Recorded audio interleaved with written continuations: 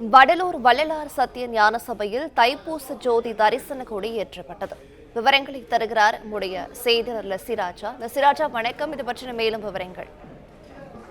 கடலூர் மாவட்டம் வடலூரில் அருட்பிரகாச வள்ளலார் ஏற்படுத்திய சத்திய ஞான சபையில் தைப்பூச ஜோதி தரிசன பெருவிழாவையொட்டி இன்று காலை அருட்பெருஞ்சோதி அகல் பாராயணம் நடத்தி அதனைத் தொடர்ந்து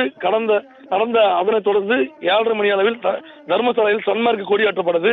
இதேபோல் மருதூரில் உள்ள வள்ளலார் சன்னிதியும் கருங்குழியில் உள்ள வள்ளலார் சன்னிதியும் கொடியேற்றம் நடந்தது. அதனைத் தொடர்ந்து சற்று முன் வடலூர் சத்திய ஞான சபையில் 10 மணி அளவில் கொடியேற்றம் நடந்தது.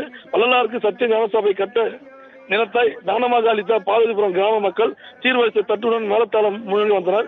பின்னர் அக்கிராம பெரியவர்கள் வடலூர் வள்ளலார் சத்திய ஞான சபையில் அமைந்துள்ள கொடிமரத்தில் சன்மார்க்க கொடி ஏற்றப்பட்டது.